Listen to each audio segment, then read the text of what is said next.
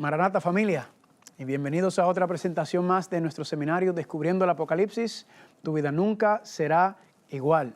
Hoy vamos a continuar con la segunda parte del tema El banquete de Babilonia. Pero antes de entrar en la palabra de Dios, vamos a hacer una pequeña oración.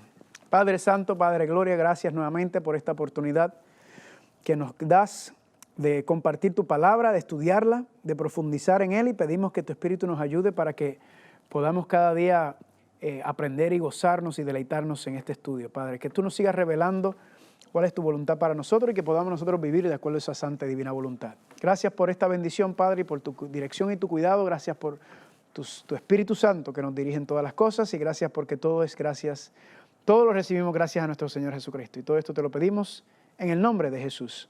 Amén.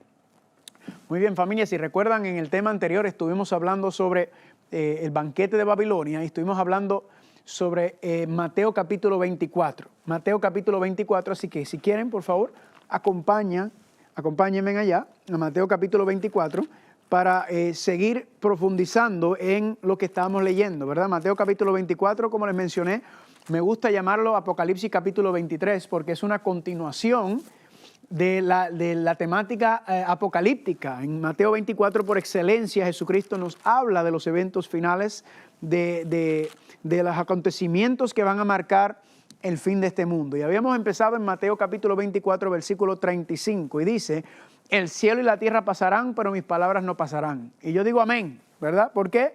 Porque el cielo, este mundo como lo conocemos, no existirá más, ¿verdad? Será destruido, será acabado, no existirá más. Luego dice el versículo número 36, pero del día y la hora nadie sabe, ni aun los ángeles de los cielos, sino solamente mi Padre. Jesús dice, ese día cuando será acabado este mundo, cuando este mundo de pecado termine, ese día será entonces, nadie sabe ese momento, ¿verdad? Solamente el Padre sabía en ese momento, cuando Cristo estuvo aquí en la tierra. Y Cristo continúa, más como en los días de Noé, así será la venida del Hijo del Hombre. Porque como en los días antes del diluvio estaban comiendo y bebiendo, casándose y dándose en casamiento, hasta el día en que Noé entró en el arca y no entendieron, hasta que vino el diluvio y se los llevó a todos, así será también la venida del Hijo del Hombre. Entonces Cristo nos habla muy claramente y muy directamente y nos dice, miren, el fin de este mundo va a llegar. Pero el fin de este mundo nadie sabe cuándo va a ser. Así que yo les voy a dar unas señales, yo les voy a dar unos cues, ¿verdad? Como decimos en inglés, para que ustedes sepan, unas evidencias, para que ustedes sepan qué son las cosas que van a ocurrir. Y él dice, y nos habla directamente, más como en los días de Noé, así será la venida del Hijo del Hombre. En otras palabras, las cosas que estaban pasando en los días de Noé, que fue cuando Dios destruyó la tierra con agua, la superficie de la tierra, es una antesala, ¿verdad? Es una evidencia, es un tipo, una representación de la destrucción final que va a ocurrir aquí en la tierra. Y dice, ¿qué era lo que estaba pasando en los días de Noé? Que Cristo nos hace la referencia. Porque como en los días antes del diluvio estaban haciendo ¿qué? Comiendo y bebiendo, casándose y dándose en casamiento, hasta el día en que hasta el día que vino el diluvio. No entendieron hasta el día que vino el diluvio y se los llevó a todos. Entonces, ¿qué es lo que está pasando en la iglesia? La iglesia, durante el tiempo que Noé estuvo predicando, la iglesia no estaba pendiente a lo que Noé estaba diciendo. La iglesia no estaba escuchando a Noé, la iglesia no estaba siguiendo la predicación de Noé como el profeta que Dios envió a darle la advertencia final a la tierra. Y a causa de eso, entonces, por no escucharlo, ¿verdad? Entonces dice que no estaban preparados y vino el diluvio sobre ellos, ¡pum!, y se los llevó. Ahora, ¿cuál era la razón por la cual no estaban preparados? ¿Cuál era la razón que no estaban pendientes, que no estuvieron listos para ese evento? Pues dice porque estaban comiendo y bebiendo, casándose y dándose en casamiento. No entendieron, no escucharon, no estaban listos para los eventos finales que estaban llegando sobre la tierra en esos momentos. Y dice que no entendieron hasta que vino el diluvio. En otras palabras, cuando empezó a llover, cuando las aguas del diluvio empezaron a caer, ahí entendieron, ahí se dieron cuenta que lo que Noé estaba predicando era verdad. Y recuerden que no llovía, el agua no caía del cielo en esos tiempos. Según Génesis, dice que el rocío del agua venía desde la tierra. Así que cuando esas gotas empezaron a caer, se dieron cuenta, pero ya la puerta del arca ya había cerrado, ya era muy tarde, nos dice aquí. Y se los llevó a todos. En otras palabras, el diluvio los destruyó a todos los que estaban ¿dónde? Fuera del arca. ¿Cuántos grupos había en familia en los tiempos de Noé? 2 grupos, los que están dentro del arca y los que están fuera del arca. En el tiempo final, ¿cuántos grupos van a ser? 2 grupos también, familia, los que tienen la marca de la bestia y los que tienen el sello de Dios. Los que tienen el sello de Dios representan los que están ¿dónde? Dentro del arca. ¿Y qué está dentro del arca, familia? Bueno, dentro del arca de Noé estaban los animales, pero dentro del arca de Dios, ¿qué hay? Están los 10 mandamientos, ¿verdad? Y estudiamos la vez anterior que también estaba el maná. Así que cuando estudiamos el concepto de que estaban comiendo y bebiendo, hicimos un estudio donde vimos que comiendo y bebiendo no está hablando de comer y beber, porque eso es parte de la vida humana, tenemos que comer y beber, sino era que el pueblo no estaba ayunando, ¿verdad? Comer y beber es lo contrario a no ayunar. Y vimos entonces que el pueblo, en vez de ayunar, en vez de estar preparándose, en vez de estar afligiendo el alma, en vez de estar escuchando y viendo si mi vida estaba correcta, estudiamos ese concepto de afligir el alma. Afligir el alma es orar, confesar, ayunar, ¿verdad? Con el propósito de ¿qué? De preparar nuestras mentes, de tener una conexión con Dios para ver, para que Dios nos muestre si estamos nosotros verdaderamente viviendo a la altura del evangelio que decimos vivir, o si estamos viviendo como los chivos sin ley allá, como pensando que estamos bien, pero verdaderamente andamos errantes espiritualmente. Y recuerde que bíblicamente cuando usted lo estudia, esa es la condición de la mayoría en la iglesia. Nunca la mayoría es fiel a Dios. Siempre es un remanente, siempre es un pequeño grupo, ¿verdad? Siempre es un resto dentro de la iglesia que le es fiel a Dios. Y eso lo confirma Cristo en Mateo capítulo 7. Habíamos hablado también sobre el asunto de que la salvación es un camino estrecho y son pocos los que entran por él. La perdición es un camino ancho. Entonces, familia, no se deje llevar por la mayoría, no se deje llevar por lo que están haciendo los demás. Usted déjese llevar por la palabra de Dios, porque la Biblia nos dice que en los tiempos de Noé también, y al igual que en el final, la mayoría van a andar comiendo y bebiendo. En otras palabras, no van a querer afligir el alma, no van a querer humillarse, no van a querer, Señor, estoy viviendo de acuerdo a tu palabra, estoy viviendo a la altura de tu evangelio. Les di un versículo sumamente interesante que es mi deseo y mi anhelo que usted lo lea todos los días en la mañana cuando se levanta. Y es el Salmo 139, versículos 23 y 24. ¿Cómo dice? Examíname, oh Dios, y conoce mi corazón. Pruébame y conoce mis pensamientos y ve si hay en mí camino de perversidad y guíame en el camino eterno. Ese diariamente, familia, nuestro trabajo como hijos de Dios, decir, estoy bien contigo, Señor, estoy viviendo de acuerdo a tu palabra, estoy viviendo a la altura de tu evangelio. O es que estoy viviendo un cristianismo falso, donde me creo que estoy bien, pero estoy ciego, no estoy verdaderamente haciendo las cosas de acuerdo a tu santa y divina voluntad. Y ese concepto de afligir el alma, ¿verdad? En el día de expiación se afligía el alma para saber si el pueblo estaba, si cada uno individualmente, si estábamos bien con Dios. ¿Y qué ocurría? El que no afligía el alma, según vimos en Levítico capítulo 23, era sacado del pueblo.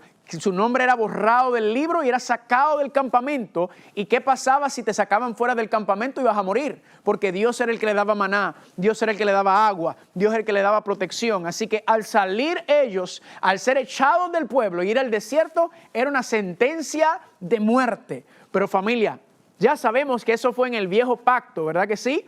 En el santuario terrenal. Pero estudiamos también anteriormente que las 7 fiestas ceremoniales eran profecías señalando hacia acontecimientos mayores, grandes, en un cumplimiento en el nuevo pacto, no en un santuario terrenal, ¿verdad? Que está allá en el Medio Oriente, que ni siquiera existe, sino en el santuario ¿cuál? Celestial. Apocalipsis capítulo 1 tiene a Cristo caminando, la primera visión de Apocalipsis, Cristo caminando en medio de los candeleros, el candelero, y Cristo dice, yo soy el que estoy vivo y estuve muerto, dice en Apocalipsis 1. Y usted se dice, bueno, si estuvo muerto, quiere decir que resucitó, y cuando resucitó, ¿a dónde fue? ¿A dónde ascendió Cristo? Al cielo, ¿pero a qué parte?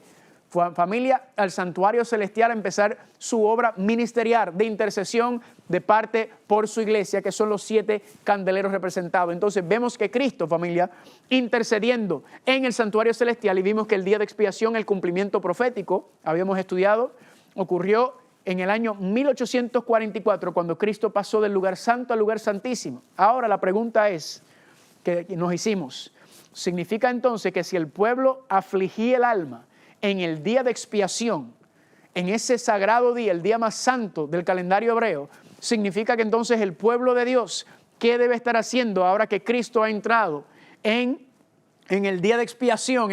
Ahora es el proceso de expiación en el lugar santísimo del santuario celestial. Pues nosotros tenemos que estar haciendo ¿qué?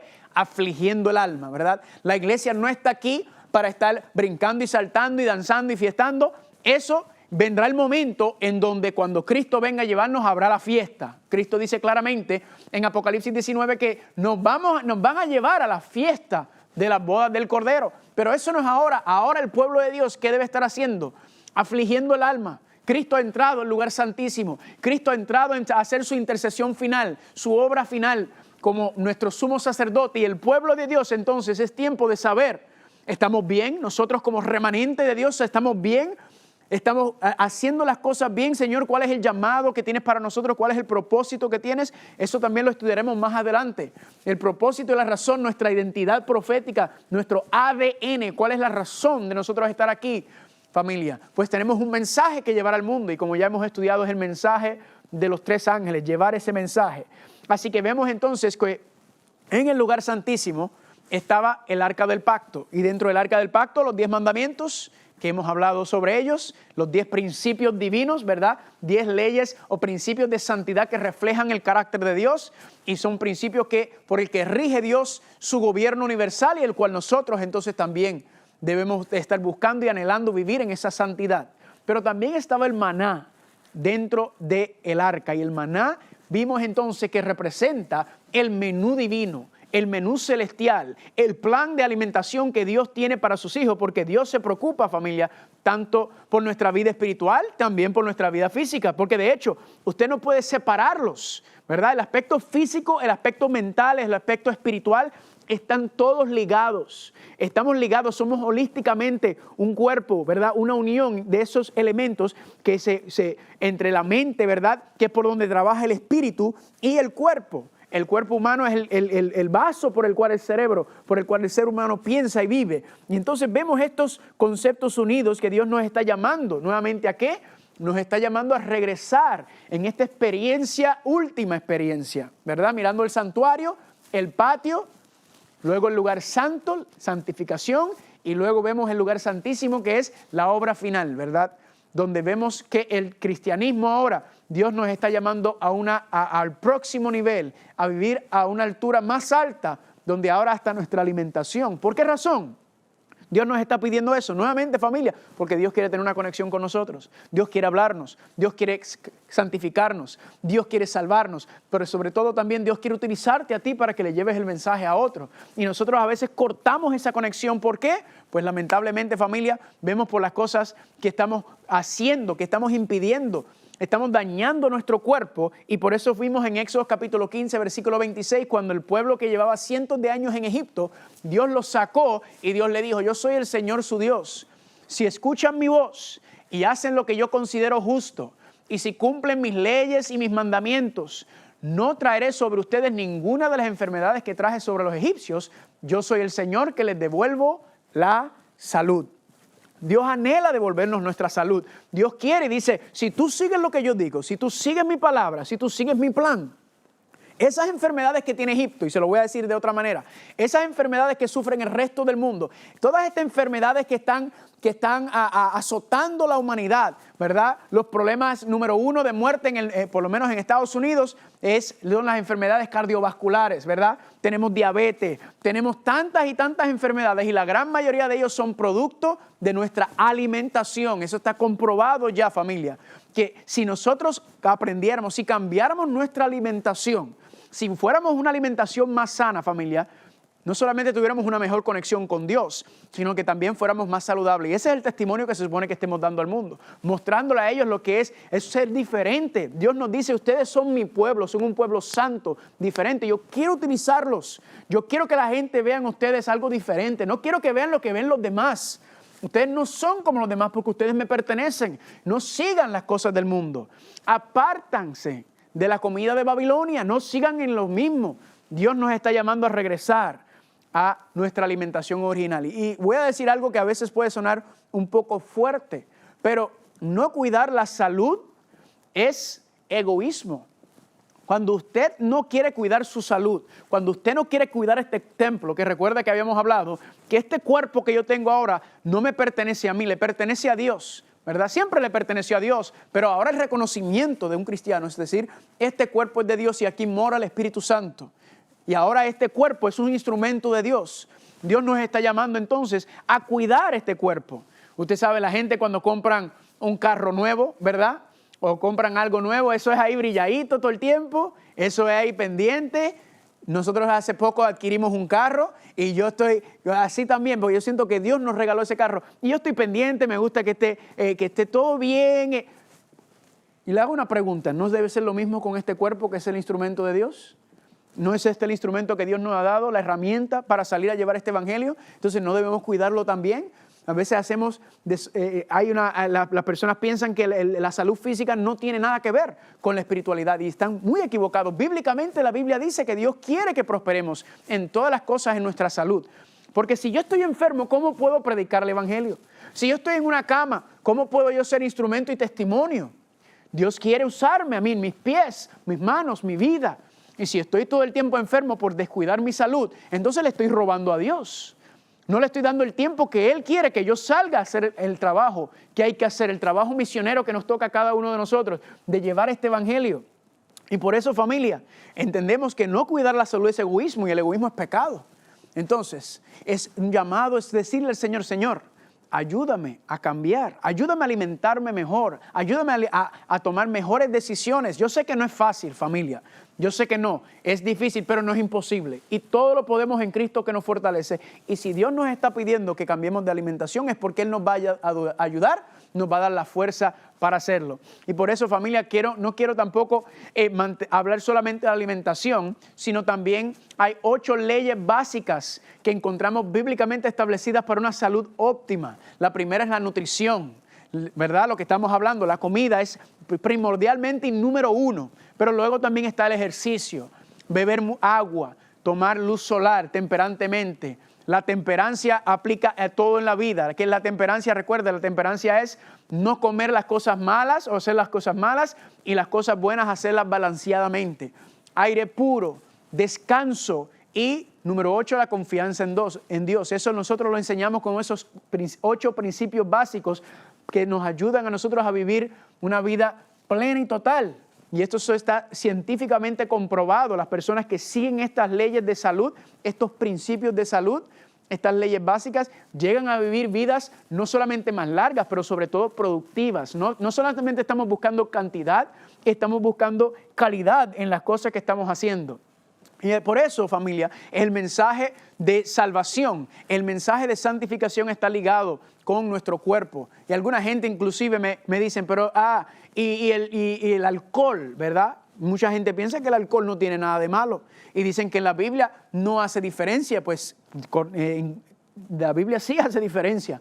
En las escrituras hebreas hay 2 palabras cuando se hablan de vino. Una es la palabra yayin, que usted la puede encontrar en Proverbios capítulo 23, 20, si ha leído esos versículos, donde habla cómo el vino es como una serpiente, ¿verdad? Que viene y baja suave, pero después como muerde y como duele. Yo me acuerdo, yo era muy bebedor antes en mi vida pasada y me gustaba la fiesta y las bebidas, y cuando leí Proverbios 23 me di cuenta que verdaderamente como si Dios me estuviera hablando a mí. Porque así mismo era divertido en el momento, ¿verdad? Pero si no amanecía con un dolor de cabeza, enfermo y todos los demás problemas que trae la bebida. Sin embargo, también en el hebreo aparece la palabra tirosh. Tirosh es otra palabra, usted la puede encontrar en Isaías capítulo 62, versículo 8, y lo que encontramos ahí es el vino, el jugo de uva sin fermentar, vino sin fermentar. La fermentación corrompe, ¿verdad? Y vemos todo este tipo de cosas, y Cristo también habló sobre el vino viejo y el vino nuevo. En Mateo capítulo 9, 17, dice, tampoco echen vino nuevo en odres viejos. De otra manera los odres se rompen y el vino derrama y los odres se pudren, mas echen el vino nuevo en odres nuevos y ambos se conservan. Entonces, familia, Cristo nos dice que en el reino de los cielos, nos mencionó en Mateo capítulo 26 que íbamos a beber el vino nuevo. ¿Usted cree que vamos a estar borrachos en el cielo? No, familia, el vino, el alcohol, es fermentación, todo eso corrompe, daña el hígado, destruye, ¿verdad?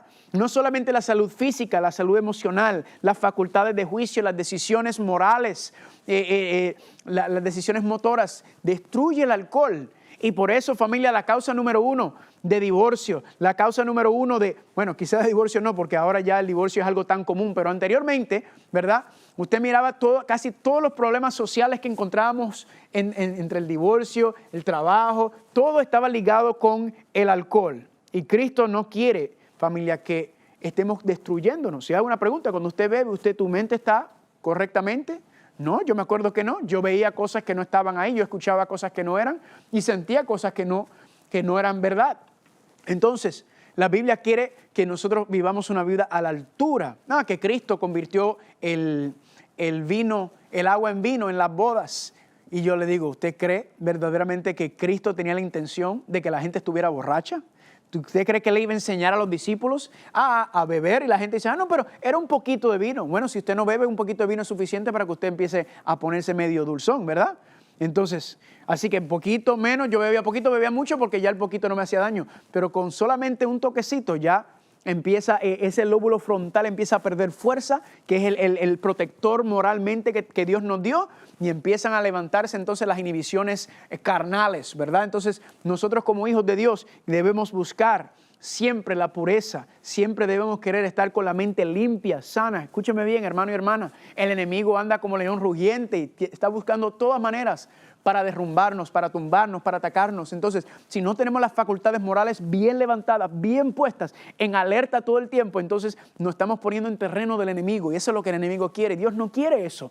Además de todos los problemas físicos, como ya mencionamos, también estamos hablando de un aspecto espiritual. Pero vamos a profundizar un poquito más sobre el concepto del ayuno. La palabra ayuno en el hebreo es la palabra sum, es una palabra muy interesante. ¿Qué significa la palabra hebrea para ayuno? Y en griego también. ¿Qué significa? La palabra ayuno significa cubrir o poner encima, tapar.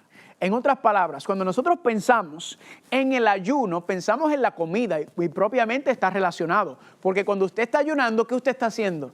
Está cubriendo, está tapando, ¿qué cosa? La boca. Pero le hago una pregunta. ¿Hay otras avenidas por donde la información y las cosas entran a nuestro cuerpo que no es solamente por la boca? ¿Verdad que sí? ¿Cómo es que nosotros nos alimentamos? No solamente nos alimentamos físicamente por la boca, pero también nos alimentamos ¿cómo? También nos alimentamos emocionalmente, mentalmente. ¿Por medio de qué? Pues ahora no es entrando por la boca, pero ahora estamos hablando de los ojos y los oídos. ¿Será que también cuando Dios nos está dando el mensaje de que el pueblo en el tiempo final estaban comiendo y bebiendo, o sea, que no estaban ayunando, no era solamente la alimentación, la comida la que estaba influenciando, sino también las cosas que vemos y oímos? ¿Será que nos está diciendo que hay que tapar los oídos y las orejas de escuchar y de ver ciertas cosas? Pues propiamente sí. Miren cómo dice Romanos capítulo 12, versículo 1 y 2, dice: por lo tanto, hermanos, tomando en cuenta la misericordia de Dios, les ruego que cada uno de ustedes en adoración espiritual ofrezca su cuerpo como sacrificio vivo y santo, agradable a Dios, que es vuestro culto racional. Aquí nos está diciendo, ¿verdad? Nuestro culto racional, nuestra mente, Dios nos está pidiendo, si no sean transformados mediante la renovación de su mente. En otras palabras, familia, nos está diciendo que la mente también se tiene que someter a Dios. De hecho, ¿cómo yo adoro a Dios? La adoración, familia, nosotros pensamos en la palabra adoración y pensamos en brincar y saltar, ¿verdad? Que eso es adorar o cantar. Pues propiamente eso no es lo que la palabra significa. La palabra adoración en el griego es la palabra proskuneo. Y la palabra adoración significa poner las rodillas y la frente en el piso. Ahora, ¿para qué usted pone las rodillas y la frente en el piso? ¿Es una señal de qué? De humillación, ¿verdad? De someterse, de reconocer quién es Dios. Estamos regresando al concepto de afligir el alma. La verdadera adoración, familia, proviene de un corazón que se ha humillado, que se ha sometido, que ha puesto en las manos de Dios. Dice: Señor, aquí estoy, heme aquí, envíame a mí. Es un corazón contrito que reconoce su condición. Y a base de esa actitud, a base de esa humillación de decir: Señor, enséñame, llévame, muéstrame cómo tú me quieres utilizar, es entonces que el Señor nos utiliza a nosotros. Y entonces ocurre la adoración. ¿Por medio de qué? Por medio de la alabanza, por medio de la vida, el testimonio, por medio de ayudar a otros. Esa es la adoración. La adoración es cuando nuestra vida está conectada con Dios y por medio de esa influencia del Espíritu Santo, nosotros llegamos a ser partícipes con Él y llevamos a llevar al mundo, sea por el canto, sea por el estudio de la palabra. Hay tantas maneras para adorar a Dios, pero todas vienen de un corazón contrito, todas vienen de un corazón humillado. Sigue diciendo Romanos capítulo 12, decía: no se amolden al mundo actual, sino sean transformados mediante la renovación de su mente. Entonces, la adoración verdadera, nos está diciendo aquí, viene de una transformación. Habíamos hablado de la palabra metamorfo, ¿verdad? Del metamorfosis, del cambio radical que Dios quiere hacer en nosotros, de ser seres carnales a ser seres espirituales. Entonces, esa renovación ocurre en ¿dónde? Ese cambio, esa transformación ocurre en la mente. Habíamos estudiado anteriormente eso, que el cambio tiene que venir en la mente, no en las acciones, porque usted puede tratar de comportarse como un cristiano, vestirse como un cristiano, hablar como un cristiano, vivir como un cristiano, comer como un cristiano, pero si el cambio no viene de adentro, no sirve de nada, ¿verdad? Usted no está haciendo nada. El cambio tiene que ser interior, en la mente, y cuando la mente es cambiada o transformada, inmediatamente las acciones también lo son. Amén. Y eso es lo que nos está diciendo. Y termina ese versículo: así podrán comprobar cuál es la voluntad de Dios, buena, agradable y perfecta, dice ahí. Entonces, para poder entender la voluntad de Dios y sobre todo para poder vivir de acuerdo a la voluntad de Dios, dice que nuestro cerebro, nuestra mente, ¿verdad? La adoración espiritual proviene de una mente entregada, de una mente humillada. Eso es lo que nos está hablando, familia. Y es imposible vivir una vida agradable, perfecta, de acuerdo a la voluntad de Dios, si nuestra mente no está puesta aquí.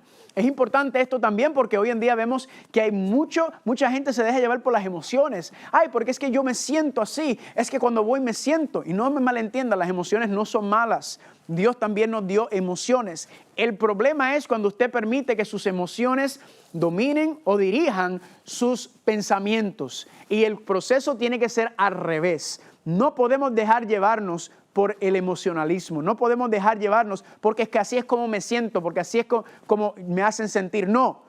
Primero tenemos que poner nuestra mente, nuestro raciocinio, nuestro elemento y nuestras facultades morales en la palabra de Dios, y de acuerdo a eso, entonces ser dirigidos. ¿Por qué? Porque las emociones cambian, varían, suben y bajan, ¿verdad? Pero cuando nuestra mente, la lógica, la ponemos ahí, y seguimos la palabra de Dios, entonces estamos seguros y estamos firmes en el camino. Y eso es lo que dice la palabra de Dios, ¿verdad? Dios dice: no sigan su corazón. Jeremías 17:9 dice claramente que el corazón humano es perverso.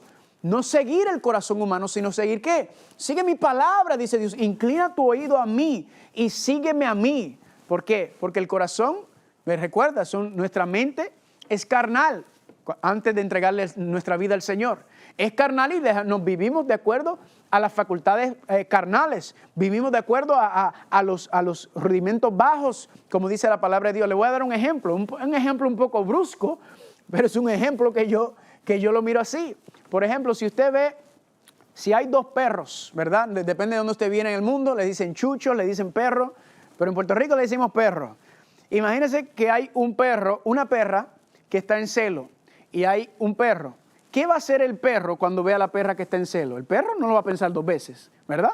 Él va para encima, ¿verdad? Porque esa es su naturaleza. El perro no está pensando, me están mirando, me están viendo. El perro simplemente vive de acuerdo a sus instintos, y él va y quiere estar con la perra porque ella se encuentra en celo. ¿Cuál es la diferencia entre nosotros y los animales, familia? Es que nosotros, al Dios crearnos a su imagen y semejanza, nos creó con una mente elevada, con un raciocinio apartado, con una mente diferente a los animales, donde nosotros sí sabemos y profundizamos en la diferencia entre el bien y el mal, el libre albedrío, y utilizar esas facultades mentales a una manera elevada que los animales no pueden hacer. Hay algunos animales que manifiestan algunos de estos principios, pero en sí la benevolencia, ¿verdad? Esa actitud. Entonces, si nosotros no vivimos y no permitimos que el Espíritu Santo restaure y renueve esa imagen de Dios, ese concepto, esa mentalidad elevada, divina, santa, ¿qué le ocurre al ser humano? El ser humano vive en su carne, ¿Y qué ocurre? Vive como un animal. Nos comportamos como animales. Claro, hay leyes, hay socialmente la escuela, la religión, la educación nos moldean para saber que hay ciertos comportamientos que son inapropiados y hay unas consecuencias, sean unas consecuencias legales o sociales, pero independientemente el ser humano pregunta, ¿vivimos o no vivimos así? El ser humano, familia, el mundo está peor, ¿verdad? Todo se está deshaciendo. ¿Por qué? Porque los principios de Dios, familia, se han puesto a un lado. Pero cuando los principios de Dios, comenzando fundamentado con esos 10 mandamientos, se levantan y se elevan, familia, usted ve una diferencia a la altura de lo que es un ser humano viviendo de acuerdo a la santa y divina voluntad de Dios. Miren cómo lo dice en 1 de Pedro capítulo 1, versículo 13 al 16. Por tanto, dice aquí, ceñid vuestro entendimiento para la acción. Sed sobrios. ¿Qué dice ahí? Sed sobrios. ¿Qué es sobrio? Sobrio es tener ¿qué?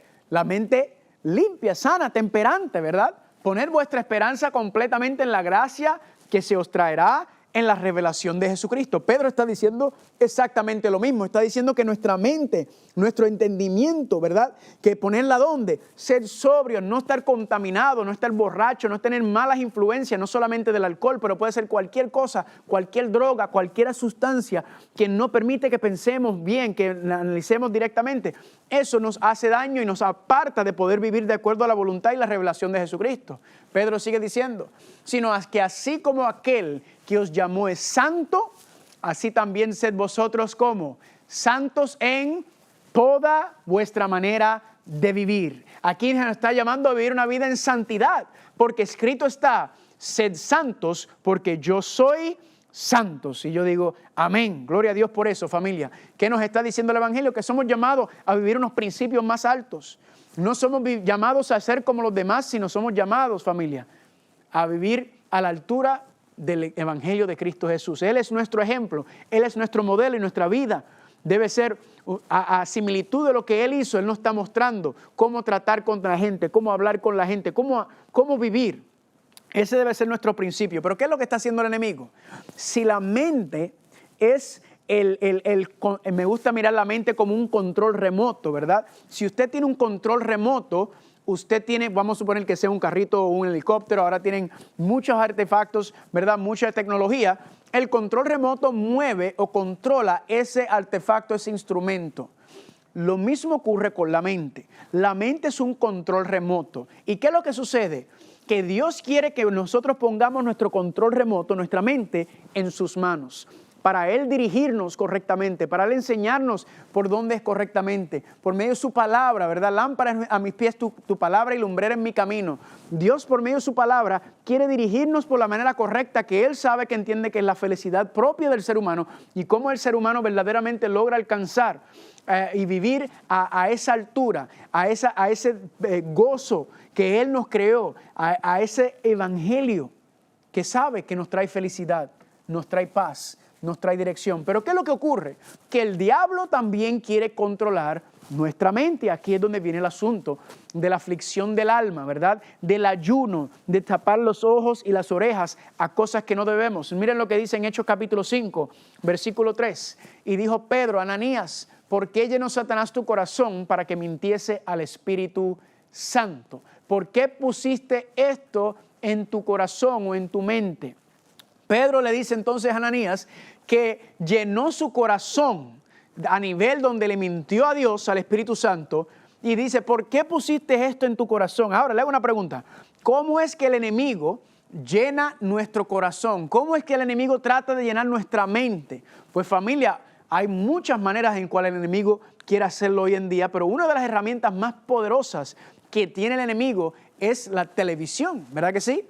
Es la radio, la música, todo lo que estamos viendo, escuchando, los juegos, todo eso, familia, usted está alimentando su mente. Ahora, usted puede alimentarse de dos maneras. Usted se puede alimentar físicamente por medio de lo que come, ¿verdad? Y lo que bebe, y usted también se puede alimentar mentalmente. Y cuando se alimenta mentalmente, ¿cómo se alimenta? Por lo que estás viendo y por lo que estás oyendo. Le hago una pregunta, ¿será que el enemigo utiliza estas herramientas, estos instrumentos para también alimentarnos con su con sus caminos, porque recuerda, nosotros somos carnales de naturaleza y el enemigo entonces quiere mantenernos viviendo carnalmente. Él no quiere que vivamos y que aprendamos a vivir en el Espíritu, a la altura de los principios de Dios. Él quiere mantenernos subyugados a la carne, que respondamos a la carne en todas las cosas que hace, porque sabe que si nos mantiene ahí, entonces Él nos está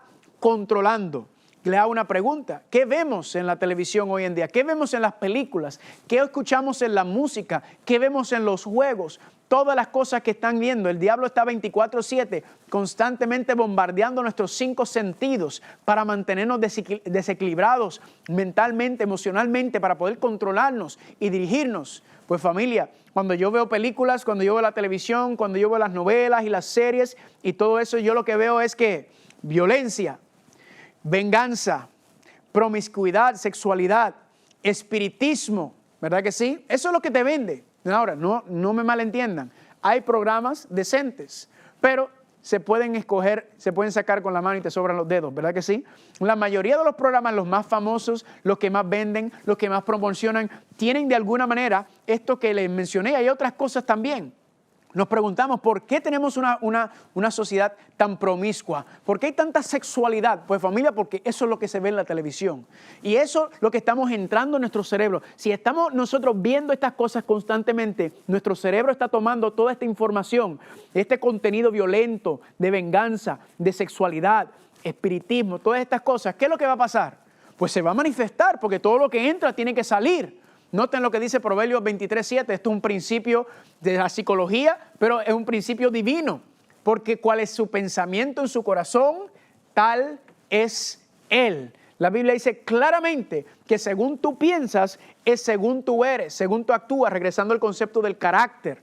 Entonces, si estamos nosotros inyectando, alimentando nuestra mente, nuestro carácter, con todas estas acciones y pensamientos mundanos, carnales, entonces, ¿qué es lo que va a pasar con nosotros? Pues todo esto se va a manifestar de alguna manera. 1 Corintios capítulo 15, versículo 33-34 dice: no erréis, las malas conversiones corrompen las buenas costumbres. Velad debidamente y no pequen, porque algunos no conocen a Dios, para vergüenza vuestra lo digo. Está diciendo que nosotros, familia, en nuestras conversaciones también están corrompidas, ¿verdad? Las buenas costumbres. ¿Por qué? Porque es lo que estamos viendo, es lo que estamos alimentando y es lo que está entonces siendo ejecutado en nuestras vidas. Efesios capítulo 4, versículo 29 también dice: ninguna palabra corrompida salga de vuestra boca, sino la que sea buena para necesaria edificación, a fin de dar gracia a los oyentes. Nuevamente, la palabra corrompida, recuerden la historia, Cristo le dice en Mateo capítulo 15, le dice: no es lo que entra por la boca, ¿verdad?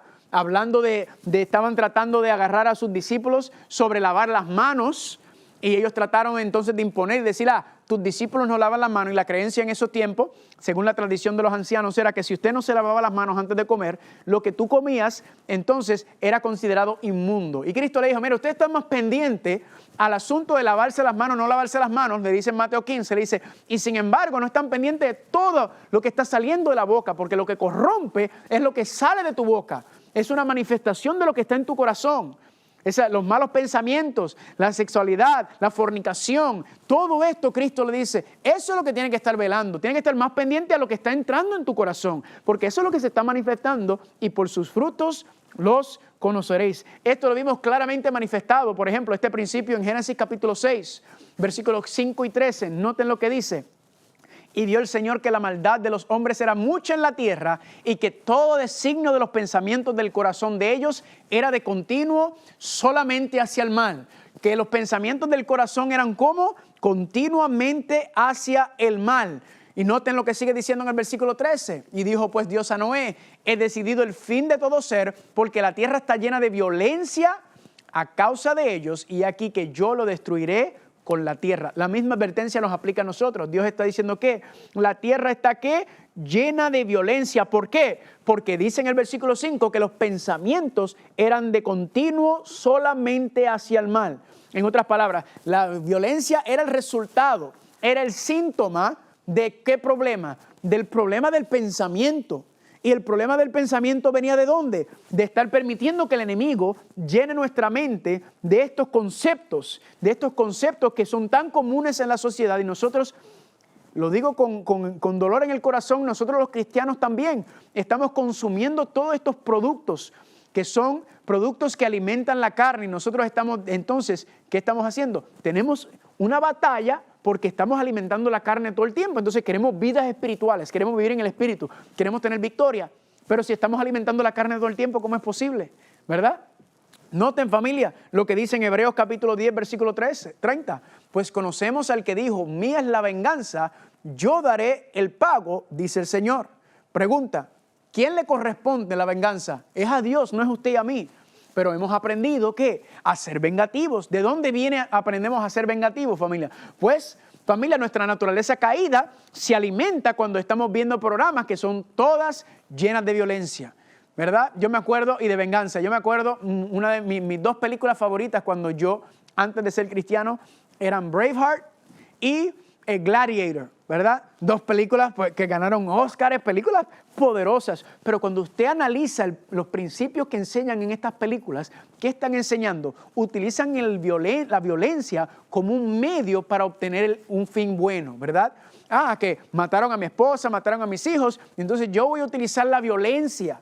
El ser humano, familia, no. Voy a buscar la venganza, que eran los principios de ese tipo de películas. Pero la Biblia dice que la venganza no es nosotros buscar la venganza. Nuestro trabajo es amar a nuestros enemigos. Que la venganza es de Dios. Dios se va a encargar en su debido momento. Pero hoy en día nosotros estamos así con esas actitudes. ¿Por qué? Porque es lo que consumimos diariamente, completamente, en todo momento. No sé si me estoy dando a entender, familia. Y quizás usted dice, pero yo no he salido a matar a nadie. Yo no me he levantado y he matado a nadie. No, quizás usted no se ha levantado a matar a alguien, pero yo estoy seguro que en su mente usted está, si alguien le hace mal, usted está buscando la manera de devolverle. Usted está pensando, pero a este yo lo voy a agarrar bajando, como decimos nosotros, ¿verdad? No se preocupe o decimos que algo le pase a fulano de tal. Estamos siendo vengativos. Recuerden que el pecado se manifiesta de diferentes maneras, principal y primordialmente en la mente, y luego en la acción. Así que el que usted no lo esté haciendo no significa que usted no esté cometiendo el pecado de odiar o de quererle mal al prójimo, porque recuerden que Cristo dijo claramente en Mateo capítulo 5, Él dice, el que usted solamente lo haya pensado ya usted está pecando. Entonces el problema, familia, es que queremos ser restaurados a la imagen de Dios, pero seguimos alimentando la mente carnal con las cosas del mundo. Noten lo que dice Isaías capítulo 33, versículos 12, 17 al 19. Aterrados están los pecadores en Sión, el temblor se ha apoderado de los impíos. ¿Quién de nosotros morará con el fuego consumidor? ¿Quién de nosotros habitará con las llamas eternas? Esto está hablando del fin de este mundo, está hablando de la venida de Cristo a acabar con este mundo, ¿verdad? El fuego, toda la gloria de Cristo que habíamos estudiado anteriormente, cuando venga con los billones y billones y billones y billones de ángeles. Y noten lo que sigue diciendo. El que anda en justicia y habla con sinceridad.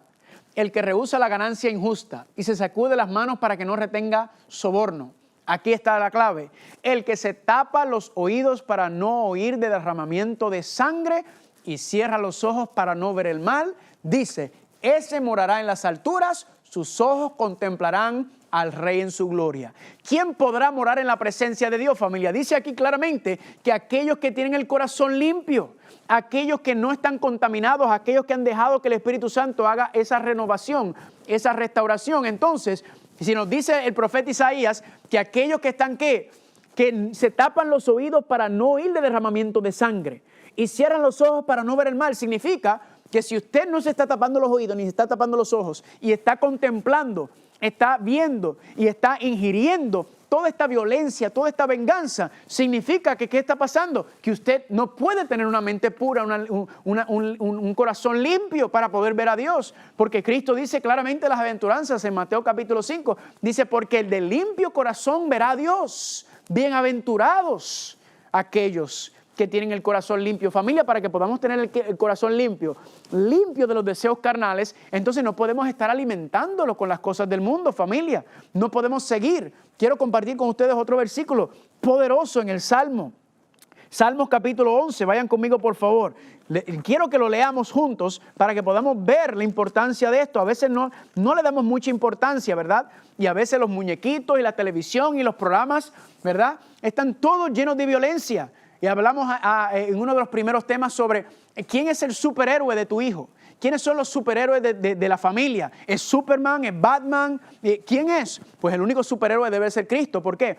Porque los supuestos superhéroes de la tierra, todos utilizan la violencia para alcanzar un medio, familia. Cristo, el verdadero superhéroe, utilizó la humillación, la humildad, someterse completamente para vencer la maldad. Ese debe ser el único verdadero superhéroe. Noten lo que dice el Salmo 11, versículo 4 en adelante. Familia, esto es poderoso. Dice, el Señor está en su santo templo. El Señor tiene en el cielo su trono. Amén.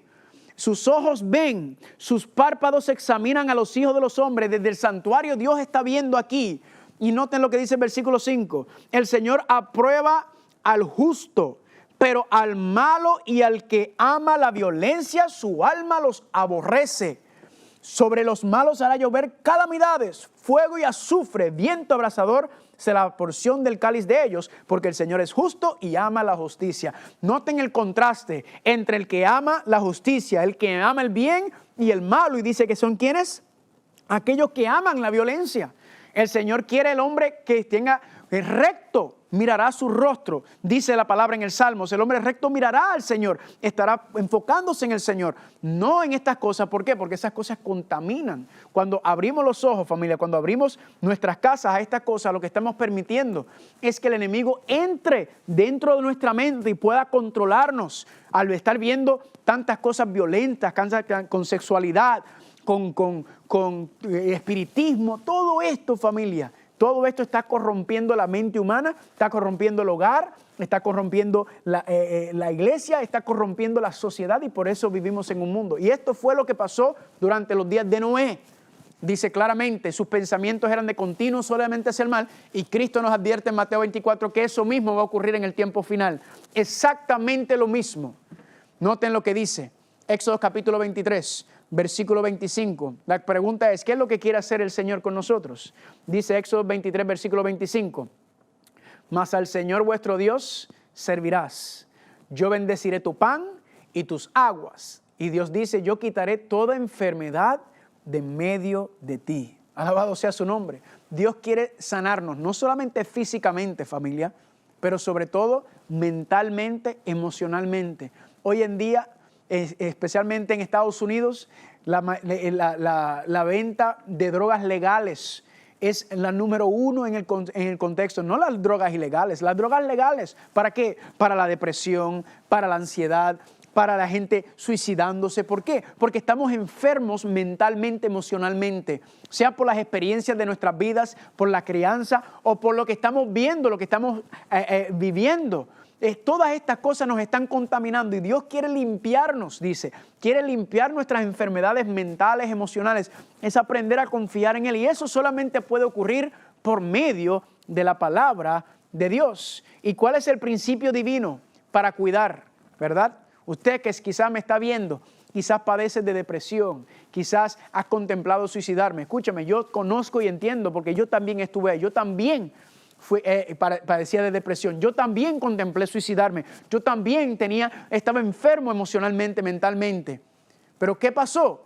La Biblia, familia, cambió mi vida. El Señor cambió, no tuve que tomar pastillas, no tuve nada de eso. La palabra de Dios. ¿Y cuál es el principio? Miren lo que dice Filipenses capítulo 4, versículos 7 al 9. Aquí está el principio divino por el cual debe regir nuestra vida, de lo que estamos viendo, lo que estamos escuchando y lo que estamos compartiendo con nuestra familia. Dice, y la paz de Dios que sobrepasa todo, ¿qué cosa? Todo entendimiento, guardará vuestros corazones y vuestras mentes en Cristo Jesús. Amén. Aquí está hablando nuevamente de la protección de cuidar nuestra mente, nuestro corazón. Y dice aquí, por lo demás, hermanos, todo lo que es verdadero, todo lo honesto, todo lo justo, todo lo puro, todo lo amable, sigue diciendo, todo lo amable, todo lo que es de buen nombre, si hay virtud alguna, si algo digno de alabanza, en eso pensad. Claramente, el hermano Pablo, el apóstol Pablo en Filipenses 4 nos da este principio. Si lo que usted está viendo, si lo que usted está contemplando, si no es grato, si no es justo, si no es puro, si no es bueno, si no es amable, si no te está edificando de alguna manera, puede ser espiritualmente, también puede ser en tu trabajo, ¿verdad? O algo que tenga que ver con aprender y entender, fortalecerse de alguna manera, intelectualmente, espiritualmente. Si no es de buen nombre, si no es de virtud, entonces, ¿qué dice? No pienses en cosas que no sean por esa categoría. Pensar en eso, poner tu mente, tus ojos, mantenerte viendo esas cosas. ¿Para qué? Para que Dios pueda, ¿qué? Para que Dios pueda darte paz. Tranquilidad, decía en el principio del versículo. El Dios de paz, Él quiere mostrarnos que aprendamos a depender de su palabra, que aprendamos a depender de la Biblia y de las promesas y los versículos que tienen. Por eso, si recuerdan un versículo que les mencioné, que es uno de mis versículos favoritos, familia, 2 de Corintios capítulo 3, versículo 18 dice, por tanto todos nosotros mirando con cara descubierta en un espejo, ¿qué cosa? La gloria de Dios. Ya habíamos hablado que dónde es que contemplamos y vemos la gloria de Dios en su palabra. Todos nosotros contemplamos, si pasamos tiempo en su palabra, si pasamos tiempo en oración, en el Espíritu Santo haciendo esa obra maravillosa, ¿qué ocurre? Dice, somos transformados, ¿de qué? Somos transformados en la misma imagen de gloria en gloria por el mismo Espíritu. Amén. Eres lo que contemplas. Si quieres reflejar a Cristo, si quieres ver que el carácter de Cristo sea en ti, si quieres ver, si quieres hacer y vivir como Cristo, entonces tienes que pasar tiempo con Él. Porque a medida que lo contemples en su palabra, el Espíritu Santo hace una obra, como hemos hablado, la obra de santificación. Y hay una obra sobrenatural que el Espíritu Santo va haciendo y agarra esa palabra y va cambiando, arrancando, destruyendo, quitando todo aquello que no es bueno, todo ese orgullo, toda esa vanidad, todo ese odio, toda esa envidia, todo eso, ese carácter explosivo que nadie soporta, ¿verdad? Esa actitud de supremacía que algunos se creen más grandes que otros. Familia, todo eso está en la carne y el Espíritu Santo lo quiere arrancar, pero necesita la palabra. Sin el instrumento de la palabra, el Espíritu Santo dice aquí que utiliza la palabra para ir cambiando y restaurando y transformando nuestro ser, para hacernos nuevas criaturas.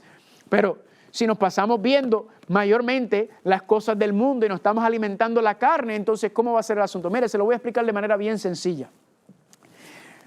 Piensa en esta manera, cuando usted le entrega su vida al Señor, usted tiene dos naturalezas. Yo le llamo a una naturaleza, la naturaleza carnal yo le llamo el dragón y a la naturaleza espiritual yo le llamo el león, ¿verdad? Ahora, a quien usted alimenta es quien va a dominar cuando venga la tentación. Le doy un ejemplo. Si usted se pasa todo el día, todo el tiempo, viendo programas y televisión y música llena de sensualidad y sexualidad y promiscuidad y violencia y guerra, y eso es lo que usted está metiendo en su cabeza todo el tiempo, ¿verdad? ¿Quién está bien alimentado en el cuerpo? Pues el dragón, ¿verdad? Porque estás alimentando la carne. Contrario, como estás alimentando la carne todo el tiempo, ¿qué está pasando con el león? ¿Cómo está el león? El león está débil, el león está desnutrido, no tiene fuerza porque no le has dado comida. ¿Y qué ocurre cuando venga la tentación? ¿Quién va a dominar? Le hago una pregunta. Pues fácil, va a dominar la carne. Porque la carne, el dragón está bien alimentado, está fuerte. El león no puede. Viceversa. Si estás alimentando todo el tiempo, si estás escuchando música que te eleva al trono de la gracia, música espiritual que contempla, si estás viendo programas, estás leyendo tu Biblia, estás orando, estás yendo a la iglesia, estás viendo cosas que edifican. ¿Quién está siendo alimentado? El león. ¿Y qué está pasando con el dragón? ¿Cómo está el dragón? El dragón está desnutrido. Entonces, cuando venga la tentación, le hago una pregunta, ¿quién va a vencer? Pues vénsele el león, el espíritu. Vas a hacer las cosas rectas y bien porque es que estás espiritualmente alimentado. ¿Y cuál es el problema? El problema somos nosotros cuando somos cristianos a medias. ¿Cuándo? Sí, vamos a la iglesia, estudiamos nuestra Biblia, oramos de vez en cuando, hacemos las cosas de Dios, pero a la misma vez todavía nos estamos alimentando con el mundo. Estamos viendo programas de televisión llenos de todo el contenido que hemos hablado, películas, música. Entonces, ¿qué estamos haciendo? Estamos alimentando a ambos a la misma vez. ¿Y qué ocurre cuando venga la tentación? Pues básicamente usted se está arriesgando, porque puede ser que el espíritu, tú tomas una decisión espiritual, pero lo más seguro vas a tomar una decisión carnal. ¿Por qué? Porque es nuestra naturaleza, es lo que más jala, es lo que más fuerza tiene. Así que usted, cuando usted está viviendo con un pie adentro y un pie afuera, como decimos nosotros, usted verdaderamente no sabe lo que va a pasar cuando venga la tentación, y por eso es que vivimos nosotros vidas cristianas mediocres. Por eso no vemos victoria, por eso no vemos una vida de gozo espiritual. ¿Por qué? Porque es que estamos jugando en ambos lados. Estamos alimentando ambas cosas, y por eso ni aquí ni allá, ni se está disfrutando el mundo, ni se está disfrutando las cosas de Dios. Mejor decídase por uno completamente, pero estas medias y a medias no le va a ayudar a nada. Y es lo que estamos viendo, y así no solamente estamos nosotros, así estamos alimentando, así estamos llevando a nuestras familias, nuestros hijos, nuestras casas, y eso vamos a ver más adelante, que entonces influye también en la iglesia, y la iglesia tiene lo mismo. Cristianos a medias, medios mundanos y medios cristianos, verdaderamente son completamente mundanos, porque es que cuando usted trata de jugar, usted no puede buscar un punto medio con el enemigo, usted tiene que hacer una entrega total. Cristo dice: yo quiero tu mente, tu corazón, todo tu ser, porque es la única manera, con una entrega total, que el Espíritu Santo puede entonces ayudarnos y comenzar ese proceso de apartarnos de vivir en la carne y de empezar a vivir completamente y totalmente en el Espíritu. Y quiero terminar con el versículo en Santiago. Santiago capítulo 4, un versículo poderoso. Santiago capítulo 4, noten lo que dice aquí, Santiago 4:4. Oh almas adúlteras, ¿no sabéis que la amistad del mundo es enemistad contra Dios? Cualquiera pues que quiere ser amigo del mundo se constituye enemigo de Dios. Y noten lo que dice en el versículo 7. Someteos pues a Dios, resistir al diablo y huirá de nosotros. Gloria a Dios. ¿Cuál es la clave para que el diablo huya de nosotros? Número 1, someterse, humillarse. Número 2, cuando te sometes a Dios, cuando te entregas a Dios, cuando te rindes a Dios, te da su espíritu y dice resistir al diablo. Resistir al diablo es el poder del Espíritu Santo, que te devuelve la fuerza de voluntad para decir: no, yo no quiero caer en tentación. ¿Y qué tiene que hacer el diablo? Pues huye de ti. No tiene nada que hacer contigo. No fue lo que pasó con Cristo en Lucas capítulo 4, cuando salió del desierto. El diablo lo tentó 3 veces, y como no le funcionó, Cristo ¿con qué con qué se defendió? Con la palabra de Dios, con la palabra de Dios. ¿Y qué dice la palabra? Que el diablo se fue, no tenía nada que hacer con él. ¿Por qué? Porque Cristo quería vivir en el Espíritu, anhelaba ser fiel a su Padre, anhelaba vivir a la altura de los principios divinos. Y por eso, gracias al Espíritu Santo, él pudo resistir la tentación, fue victorioso, y gracias a eso usted y yo tenemos una segunda oportunidad a la vida eterna. Familia, esto es demasiado sabroso, ¿verdad? Demasiado sabroso. Así que si usted quiere que el diablo no tenga nada que ver con su familia, con su negocio, con sus hijos, con su matrimonio, en tu propia vida personal, ¿qué tienes que hacer? Someterte a Dios, someterte completamente, decir aquellas cosas que no me alimentan físicamente, espiritualmente, emocionalmente, que no son edificantes para mí, decir: yo no quiero ya ver esas cosas, y dejar que Dios pueda hacer una obra poderosa en tu vida. ¿Qué es lo que quiere hacer? Pero nuevamente, ¿por qué no vemos la victoria? Porque todavía estamos anhelando vivir en la carne, alimentando la carne, queriendo vivir en el Espíritu, familia. Y ese es el asunto, lo que pasaba en los días de Noé. Y Dios dice: por eso, ese pueblo mío no entró al arca, no estaban preparados. Que ese no sea nuestro error. Que ese no sea nuestro error en estos tiempos que estamos viviendo entre dos aguas. Oremos. Padre Santo, gracias por esta advertencia. Gracias por el mensaje que tú nos das en tu palabra por medio de Mateo 24 y Cristo. Y ayúdanos, Padre, a vivir vidas santas, a identificar aquello que no nos levanta, para apartarlo de nuestras vidas y para vivir, Padre, en santidad. Gracias por dirigirnos, y te lo pedimos en el nombre de Jesús. Amén.